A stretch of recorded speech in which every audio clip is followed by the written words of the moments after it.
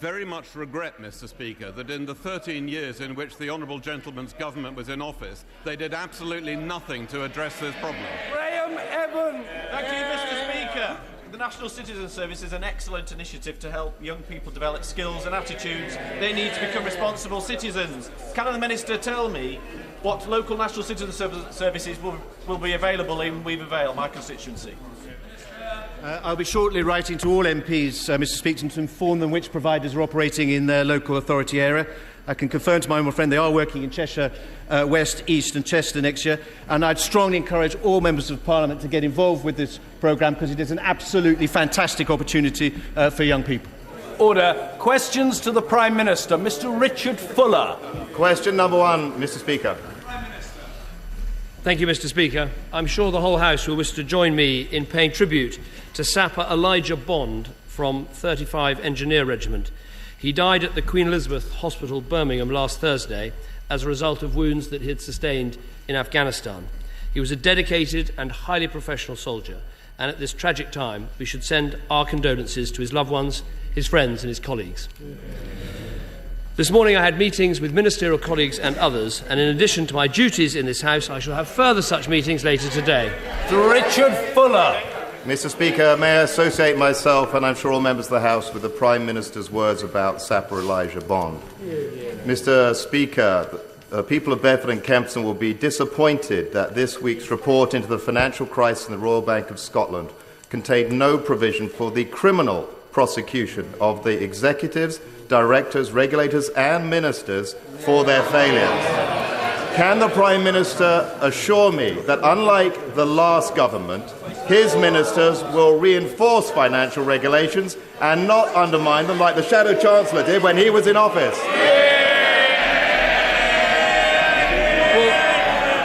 Well, my honourable friend is right, and he will know that we are looking at specific extra measures, at sanctions in terms of what people on the board of RBS did. But it wasn't just a damning report about the board of RBS, it was also damning of the politicians who were responsible for regulating RBS. And it didn't just name politicians no longer serving, it also named the Shadow Chancellor. Ed Miliband. Mr. Speaker, can I join the Prime Minister in paying tribute to Sapper Elijah Bond from 35 Engineer Regiment? He bravely gave his life trying to improve the lives of others, and all of our thoughts are with his family and friends. And Mr. Speaker, as we approach Christmas, our thoughts are also with all of our troops serving so bravely in Afghanistan and elsewhere. Many will be spending Christmas away from their families and friends to ensure a peaceful Christmas for us, and we owe them a huge debt of gratitude. Mr. Speaker, in this, the last Prime Minister's Questions of the year, let me remind the Prime Minister what he had to say in his New Year message of 2011. He said this: "Uppermost in my mind as we enter the new year is jobs. In light of today's unemployment figures, can he explain what's gone wrong?"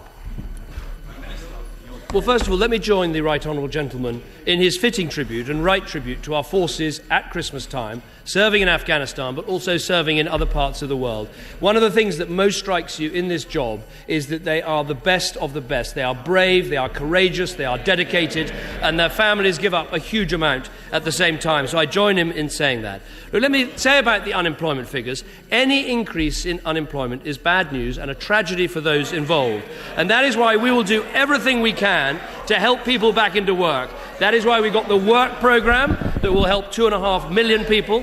That is why we have the massive increase in apprenticeships that will help 400,000 people this year. And we'll give particular help to young people through the youth contract and through the work experience places. We will do all we can to help people back into work. Mr. Ed Miliband. But, Mr. Speaker, the figures show his economic strategy is failing. The Chancellor said at the time of the spending review last year, and I quote, "Private sector job creation will far outweigh the reduction in public sector employment." Will he confirm that over the last 3 months, for every job being created in the private sector, 13 are being lost in the public sector?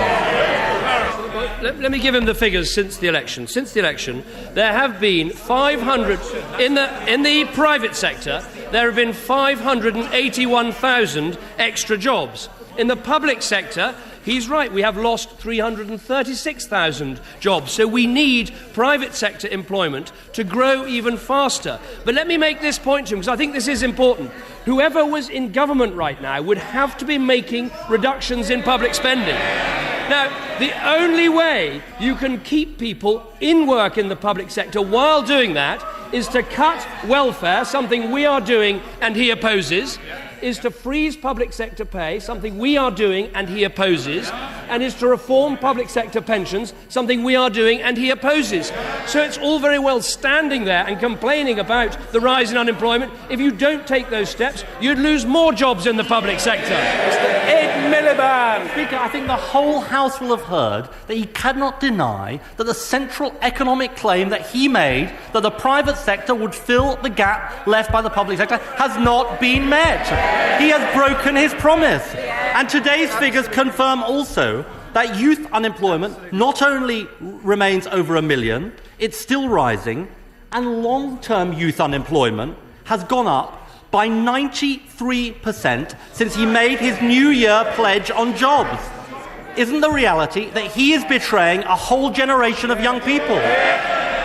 We won't take lectures from a party that put up youth unemployment by 40%. That is the case. Even his brother admitted the other day that youth unemployment was not a problem invented by this government. It's been going up since 2004. But let me explain what we're doing to help young people to get a job. Through the youth contract, we're providing 160,000 new jobs with private sector subsidies. With the 250,000 work experience places, half of those people are actually getting jobs and getting off benefit within 2 months. That is 20 times more effective than the Future Jobs Fund. But the absolute key to all of this is getting our economy moving. We need private sector jobs. And it is this government that has got interest rates down to 2%. That is why we have the prospects of growth, whereas his plans are for more spending, more borrowing, more debt, more of the mess that we started with. Ed Miliband. Mr. Speaker, the truth is that his promises to young people for next year are as worthless as the promises he made in 2011. Now, let's turn from his broken promise on jobs to his broken promise on the coalition. And, Mr. Speaker, let me say, it's good to see the Deputy Prime Minister back amongst us. This is what he said.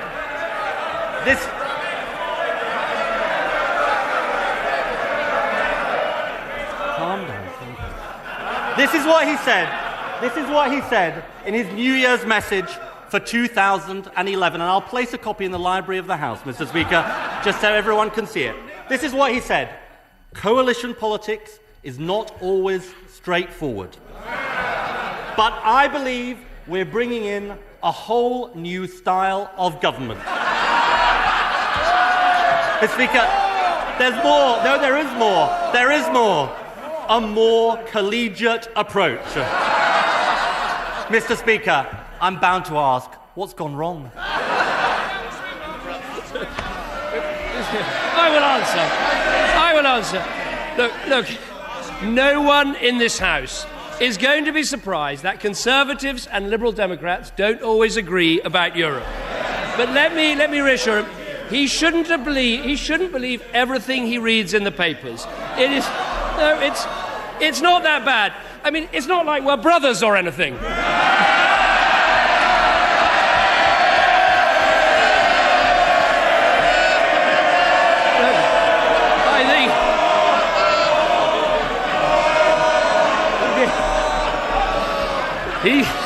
He certainly walked into that one.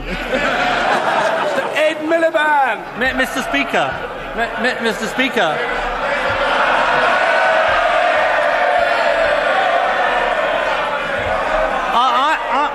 I think our sympathy is with the Deputy Prime Minister. His partner goes on a business trip. He's left waiting by the phone, and he hears nothing until a rambling phone call at 4 a.m. confessing to a terrible mistake. Now let me ask him, how is he going to pick up the pieces? How is he going to pick up the pieces of the bad deal he delivered for Britain? The Council came to conclusions on Friday morning, but the treaty is not going to be signed until March. In the cold light of day, with other countries,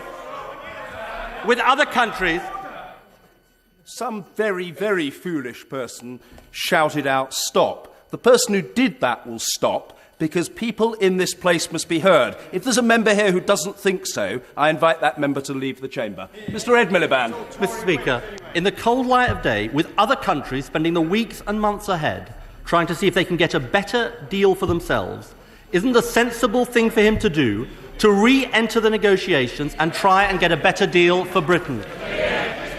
First of all, I make no apologies for standing up for Britain. And I think in the last 2 days, we've read a lot about my opinions. We've read a lot about the Deputy Prime Minister's opinions. The one thing we don't know is what would the Right Honourable Gentleman have done. While he was here on Monday, his aides were running round the press gallery, briefing them that he wouldn't have signed up to the treaty. Well, here's another try. What's your answer? I have no answer on this matter whatsoever.